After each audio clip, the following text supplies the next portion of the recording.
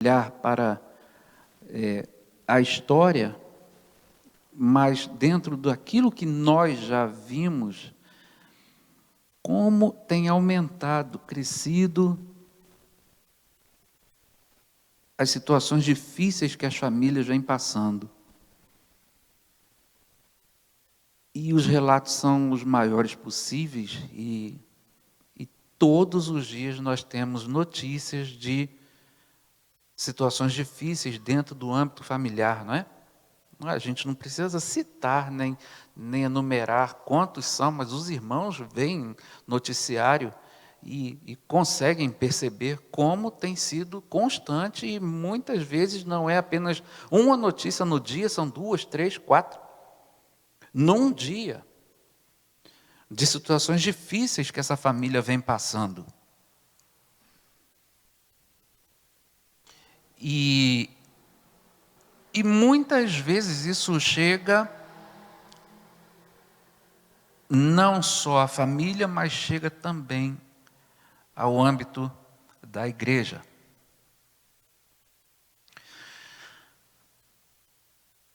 No sábado, nós tivemos um exame para o Ministério da Palavra de um candidato, e foi um dos melhores concílios que a gente pôde perceber, falando sobre a Bíblia, dizendo sobre a fundamentação bíblica e depois o que ele falava.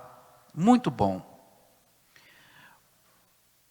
A parte teológica dele, perfeita, a parte conversão, perfeita, mas veio a parte ministerial, a prática ministerial, onde ele precisa dizer o que ele acha, os conceitos da igreja, as ordenanças da igreja, o que é uma organização, enfim, e ele foi respondendo. Quando passou ao plenário, a palavra ao plenário, uma pergunta foi feita a ele, mas baseada numa experiência de um pastor. Esse pastor disse o seguinte: um dia eu estava na igreja e chegou a presidente dos adolescentes. E essa me chamou ao gabinete, e o pastor contando isso, me chamou ao gabinete para uma conversa. Lá dentro, chorando muito, não conseguia falar o que era, e o pastor pensando, não, aconteceu alguma coisa, né, e eu vou esperar. E ela se recompôs, e ela disse o seguinte: pastor, eu não posso mais ser presidente dos adolescentes. E ele falou, mas você trabalha tanto, você é tão integrada, o que houve? A gente ajuda você, a gente começa a conversar, é alguma situação de relacionamento entre vocês, é com a liderança, vocês querem fazer alguma coisa, alguém te magoou, alguém fez alguma coisa contra você? Ela falou, não, eu não posso mais ser presidente dos adolescentes, porque eu fui a um congresso de adolescentes. E pasmem, ela disse o seguinte, e lá eu tive uma experiência homoafetiva com uma líder de outra igreja, também adolescente. E eu me descobri. E a partir dali, ela ficou numa crise enorme e o pastor não sabia o que falar. Não sabia, ao menos, como é que eu começo uma conversa a partir de agora. Foi perguntado, então, a esse candidato. E você, como pastor, como faria? E a pergunta foi refeita. Nós, pastores, estamos preparados para aconselhar e estar diante de situações assim? A resposta do candidato foi clara: não. Não estamos prontos para isso. Ou seja, Não é apenas a família lá fora que está passando por momentos difíceis. E está chegando e atingindo também aqui as famílias consideradas cristãs, evangélicas, protestantes, seja o nome que der.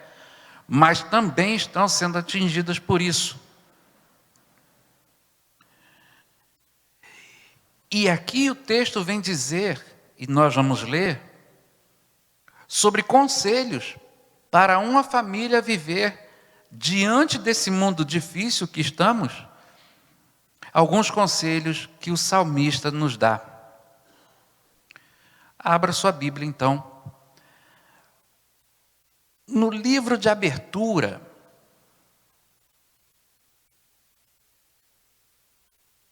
dos 150 capítulos que ele tem, o primeiro. Provavelmente você também já conhece, já talvez saiba até mesmo decorado esse capítulo. Mas é bom que a gente pare um pouquinho nele e a gente vá extrair para a nossa vida alguns conselhos para a família. Salmo 1. Na minha versão diz assim: abençoados são os que rejeitam o conselho dos ímpios, não ficam no caminho dos pecadores, nem se sentam com os escarnecedores. A sua alegria está na lei de Adonai. Em sua Torá meditam de dia e de noite.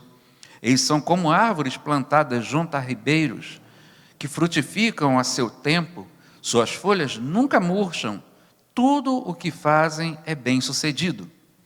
Os ímpios não são assim. São como o joio espalhado pelo vento. Por isso, os ímpios não resistirão ao julgamento, nem os pecadores na congregação dos justos. Adonai vela pelo caminho dos justos, mas o caminho dos ímpios é a condenação. Bem-aventurados em algumas versões, em outras, abençoados, felizes. A família que começa a ter essa compreensão de todo esse salmo, ela começa a ter dentro dela os aconselhamentos, os conselhos desse salmista, e ele vem mostrando que abençoado é aquele ou aquela família que, em primeiro lugar, rejeita o conselho dos ímpios, que rejeita aquilo que é novo pensamento, que rejeita a nova filosofia, que rejeita aquilo que não é diretamente ligado à palavra. Quantos e quantos e quantos têm caminhado por esse lado? De ouvir, de começar a pensar, não, será que aquilo que ele está falando é verdade? Será que aquilo que aquele outro está dizendo é melhor? E esquecem muitas vezes de não olhar para a Bíblia. A Bíblia está dizendo, abençoado aquele que rejeita esse conselho, que rejeita o conselho daquele que não está de acordo com a vontade de Deus, que rejeita aquele que, quando fala, você claramente vê que está falando uma heresia, uma falsa doutrina. Porém, o que nós temos visto são pessoas se enveredando e carregando famílias inteiras no conselho daqueles que não têm coisa alguma a oferecer. Mas ele é muito bem visto na sociedade. Mas ele tem um perfil na rede social que fala muito bem. Mas ele anda direitinho. A Bíblia diz: abençoada a família, pai, mãe, filhos, que não andam, que rejeitam tudo aquilo que é conselho dos ímpios. Será que temos rejeitado? Será que temos andado por esse caminho, ouvindo que aquela pessoa, que aquele grupo que aquele pensamento está agora sendo mostrado. O primeiro conselho é esse: não ande segundo o conselho dos ímpios. Rejeite o pensamento contrário à palavra.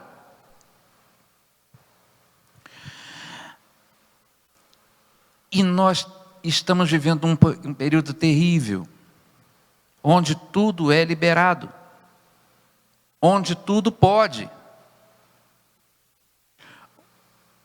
Ontem eu recebi uma mensagem dizendo sobre uma igreja, a sua ascensão e a sua decadência. Terrível. Pastor que estava numa ascensão enorme, a sua decadência. Porque estão apenas olhando para o outro lado. Esqueceram-se da Bíblia. Esqueceram-se que é aqui, nesse livro, que nós temos todos os conselhos.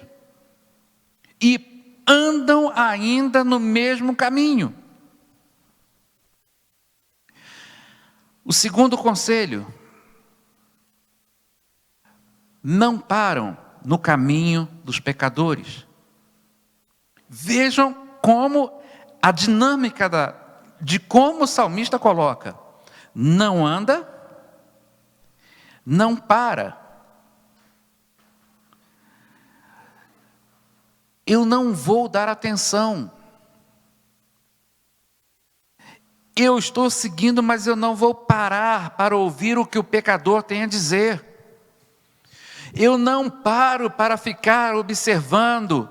Eu não paro para ficar, muitas vezes, contemplando aquilo que é pecado. Eu não vou parar para analisar se aquilo ali é bom ou é ruim, já sabendo de antemão que é ruim para a minha vida, para a vida da minha família. E quantas vezes a família, ela para, eu digo família, os membros dela param e começam a olhar para tudo aquilo que é pecado. E começam a observar e começam a ver que tudo aquilo que fazem é de acordo com o que é o caminho do pecador. Chegou há muito tempo o tempo de voltarmos a ser o povo exatamente escolhido, o Hagios, povo escolhido, povo separado. Não há condição de estarmos juntos, parando e observando, e muitas vezes até gostando de andar juntamente com o pecado, de andar juntamente com aquilo que é contrário. É um perigo.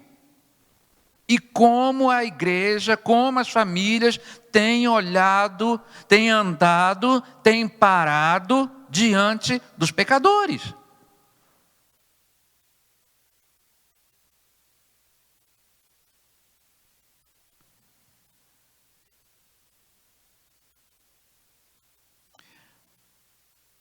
Existem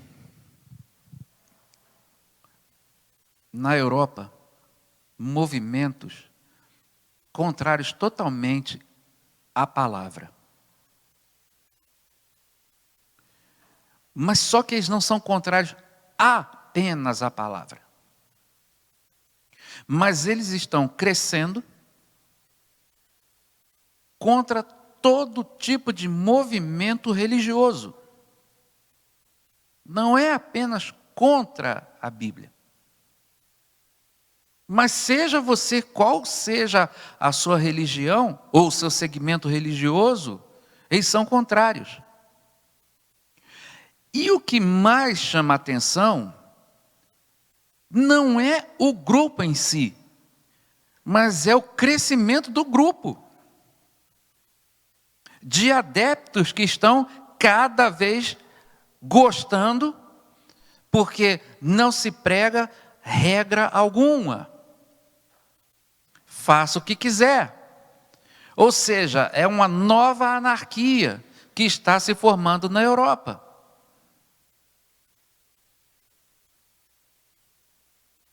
E aí isso pode chegar aqui e a gente começar também a gostar, achar que é muito bom. Cuidado em parar e começar a ouvir o caminho do pecador. Cuidado em parar e analisar e começar a gostar daquele que é o caminho do pecador. O primeiro conselho: não ande segundo o conselho, ouvindo a filosofia, ouvindo o novo pensamento daquele que não tem nada para trazer. O segundo conselho: não pare para começar a observar aquilo que é só pecado, aquilo que não vai te trazer benefício algum. E o terceiro: não se sente com os escarnecedores. Andar, parar e sentar. Sentar é porque você já está no convívio. Sentar é porque você já está a participar de tudo aquilo. Você não senta numa roda e fica sozinho. Você senta ali e começa a participar. E começa a conversar. Não é assim? É. E o salmista está dizendo: não se sente com os escarnecedores.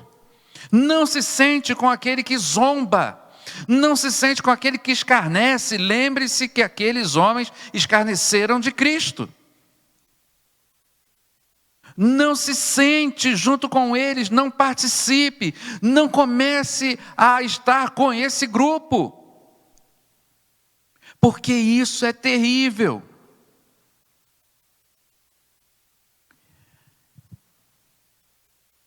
Conheci uma menina que ela deu um testemunho de ter ido a uma missão, voltou de lá e disse o seguinte: serei missionária.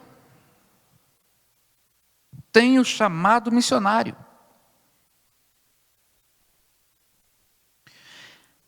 E foi uma comoção, porque foi muito lindo. Pois bem, foi morar no Rio. Hoje, ela se deleita em escola de samba. Sentou-se à roda dos escarnecedores.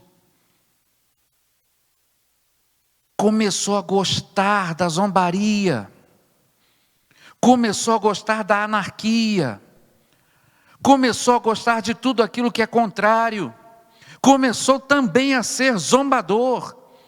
Porque se está no meio, é porque é um deles. A Bíblia está dizendo: não se assente, não tenha prazer nisso, não tenha prazer em escarnecer, não tenha prazer em ser um zombador. Você é escolhido, você é separado, você não precisa disso, você não precisa estar nesse meio.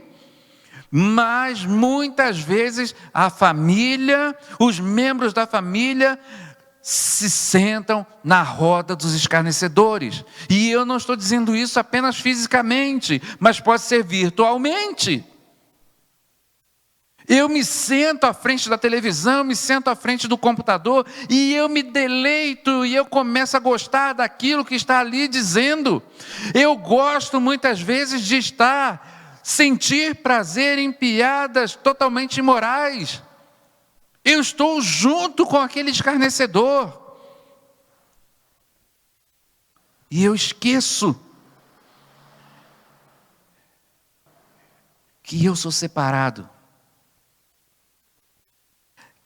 Que houve um dia na minha vida uma libertação total. Que houve um dia na minha vida o sangue de um cordeiro imaculado, que veio e me lavou de todos os pecados. Mas eu ando com eles, eu paro para ouvir e eu me assento. 3 conselhos. Não ande, não pare, não se assente. Por quê? Olha só. Sua alegria está na lei do Senhor, e em sua lei medita de dia e de noite. Aquele que tem isso na sua consciência, ele não vai andar. O homem e a mulher, a família que tem a meditação no Senhor dia e noite, não vai parar para ouvir o conselho do ímpio. O seu prazer está na lei do Senhor. A sua alegria está na lei do Senhor. A sua alegria está em se debruçar na palavra. A sua alegria está em ouvir Deus falar ao seu coração através da palavra. Essa é a grande alegria. Quem conhece a palavra, quem está com ela, medita dia e de noite, não tem tempo para parar e ouvir. Não tem tempo para sentar-se e começar a gostar da zombaria, de escarnecer. Antes ele tem o prazer na lei do Senhor.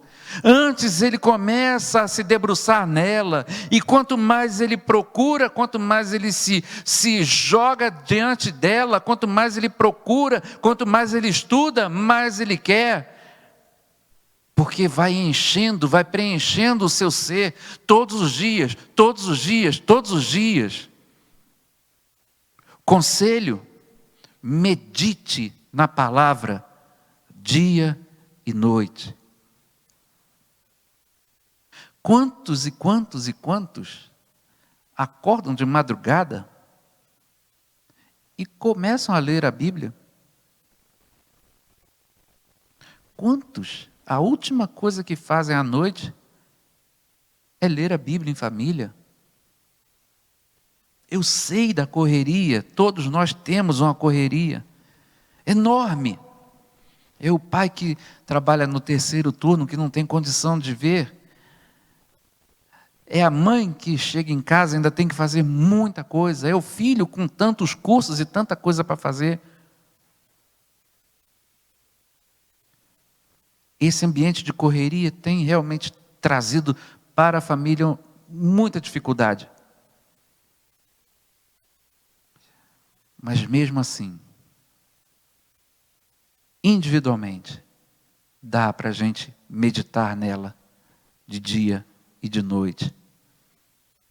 Ainda que não dê para a família se reunir, medite na palavra, ou leia, estude, procure, porque é nela que você vai ver que você não precisa de conselho de ímpio, que você não precisa parar no caminho do pecador, que você não precisa se assentar com o escarnecedor. Mas ele vem dizendo: aquele que medita nela de dia e de noite, aí ele faz uma comparação interessante. São como árvores plantadas junto aos ribeiros. Ele não diz que está uma árvore plantada ao deserto. Ele trata como se fosse o ribeiro. Ora, o ribeiro dá água, e a água, ela vem e fortalece a árvore, e dela frutos. Ou seja, todas as vezes que eu estou agora a meditar na palavra, que eu estou a ouvir a palavra, todas as vezes é como se eu fosse uma árvore e a palavra viesse como um ribeiro e começasse a me encher, e me encher, e me encher. E através disso eu começo a dar fruto. E eu começo a ser uma pessoa diferente. Vejam como o salmista, ele tem, mesmo naquela época, tão longe, tão distante da tecnologia, mas ele, pela grandeza de Deus, a revelação dele ao salmista, ele vem mostrando: olha, você, se estiver meditando na palavra dia e noite, você será como uma árvore plantada junto ao ribeiro. Ali você vai ser alimentado. Pode ter até o adubo, mas sem a água, não dá. E ele vem dizendo isso: você vai frutificar, suas folhas nunca murcham. E olha o que ele diz: tudo o que fazem é bem-sucedido. Não é 50%, não é 80%, 90%, 99%. Tudo que fazem é bem-sucedido. Ou seja, se eu não ando no caminho do ímpio, se eu não paro no caminho do pecador, se eu não me assento junto com o zombador, o escarnecedor, se eu medito, aí sim, na palavra do Senhor, todos os dias, todas as manhãs, todo final do dia, eu serei como um ribeiro, onde as folhas, onde a minha vida nunca vai murchar, e tudo aquilo será bem-sucedido.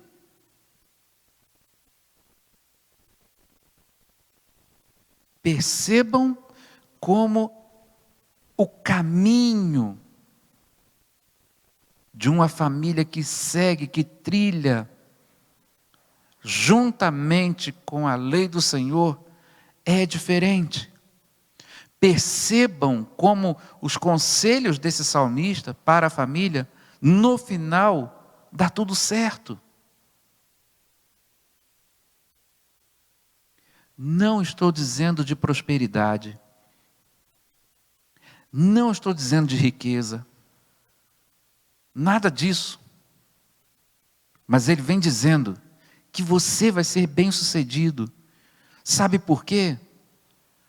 Porque aqui vai estar a resposta para todas as situações que você está vivendo. É aqui. Se você precisa tomar uma decisão, vá nela. Se você precisa de algo que está angustiando seu coração, é nela, na meditação dia e noite. O grande problema é que muitas vezes achamos que ela é insuficiente. E eu vou lá no outro, eu vou procurar lá não sei aonde, e eu vou no conselho de não sei de quem.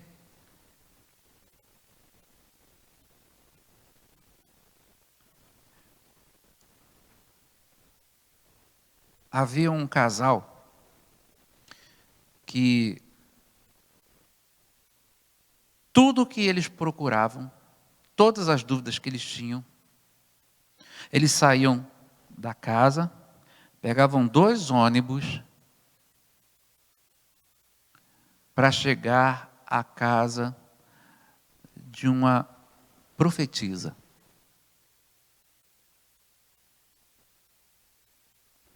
Todas as vezes a profetisa só falava coisa boa, mas a vida deles não mudava. Todas as vezes eles iam lá, não, vai dar certo. E um dia eu perguntei, mas olha só, gente, por que vocês vão lá se vocês já têm a plena revelação de Deus na mão? Ah, não, mas porque nós vamos lá porque ela é separada. Eu falei, mas vocês também são. Não, mas ela tem, quando ela profetiza, acontece. Eu falei, olha,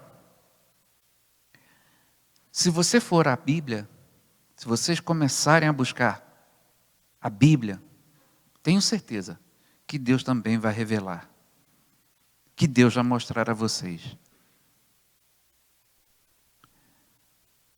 Muitas vezes o que acontece é que nós procuramos onde não precisa, porque está aqui. E não somos bem-sucedidos justamente por isso. Porque não meditamos na palavra, nem de dia, nem de noite. Os ímpios não são assim, são como o joio espalhado pelo vento. Por isso, os ímpios não resistirão ao julgamento, nem os pecadores na congregação dos justos. Ele agora faz uma comparação. Ora, se eu que estou diante de Deus, e eu medito na sua lei, e eu tenho todos os conselhos para não fazer, e eu agora estou com Ele, e tudo que eu faço, serei bem-sucedido diante da sua palavra, aquele que não é, tudo aquilo será colocado para ele erroneamente.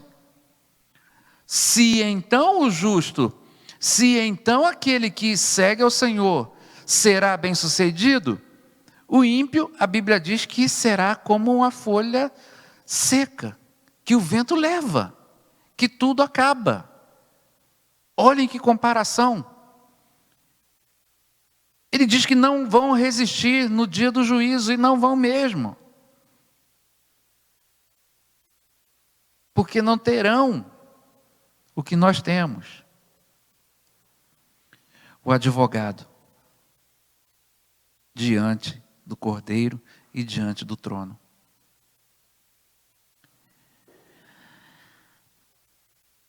O caminho do ímpio realmente é muito triste. O caminho daquele que não segue a Deus é muito triste. O caminho do pecador realmente é um caminho difícil. Ainda que pareça muito prazeroso, ainda que tudo que se faça aparentemente dá uma alegria, o final dele não é o melhor. O caminho dos ímpios é a condenação. Mas Adonai vela pelo caminho dos justos.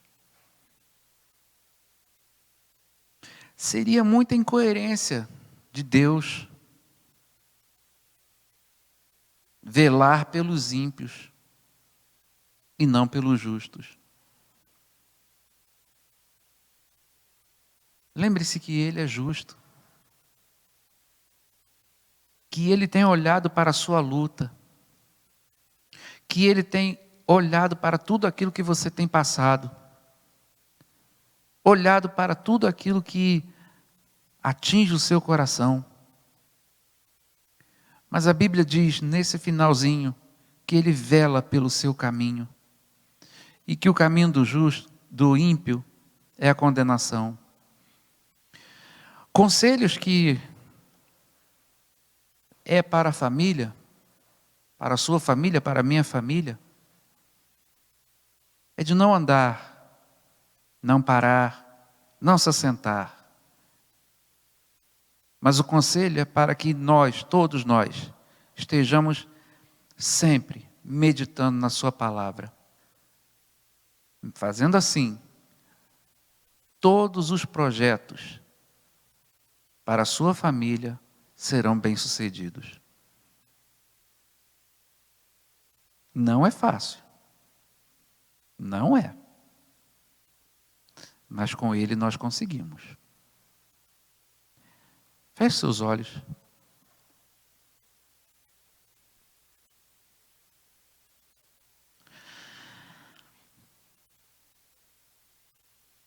E nós? E você? Quantas vezes tem parado, tem andado, segundo o conselho daqueles que não têm coisa alguma para te oferecer? Quantas vezes nós temos parado e dado ouvido ao pecador? Quantas vezes nós temos parado e até mesmo participado, sentado junto com os escarnecedores? Seja fisicamente, seja virtualmente. O conselho para a gente é esse, mas há uma esperança que é qual? Leia, se debruce, medite na palavra dia e noite. Medite nela. Os dias são maus. Os dias são difíceis. Os dias estão cada dia piores. Não fique pensando que não vai ficar melhor. 1 mês, 2 meses, daqui a pouco volta tudo a ser difícil de novo. Se a família não estiver estruturada na palavra, se a família não estiver estruturada em meditar na sua palavra dia e noite, certamente ruirá. Se você é jovem, se você é adolescente, não começar a procurar entender e mergulhar na palavra, cuidado, para não andar segundo o conselho dos ímpios, para não parar junto com os pecadores, e pior, não se assentar junto com os escarnecedores. Você quer ter uma vida boa? Você quer que a sua vida seja bem-sucedida? Você quer que todos os planos para a sua família sejam bem-sucedidos? Medite na palavra, dia e noite. Adonai vela pela sua família. Vamos orar? Nós te agradecemos, ó Deus, por esse momento da tua palavra. Nós te agradecemos porque o Senhor, através, ó Deus, do teu servo, que com a forma tão própria, tão apropriada, vindo diretamente de ti, tua revelação, ó Deus, para a nossa vida, tantos anos antes, veio, ó Deus, a nós, dizendo para não pararmos, ó Deus, com os pecadores, não nos assentarmos com os escarnecedores, não darmos ouvido, ó Deus, aos ímpios. Mas se queremos, ó Deus, para a nossa vida, sermos bem-sucedidos em tudo,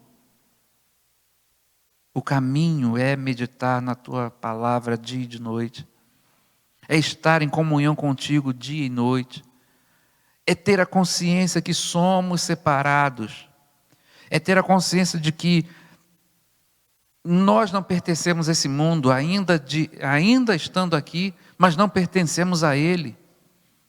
E por isso, não podemos nos contaminar com ele.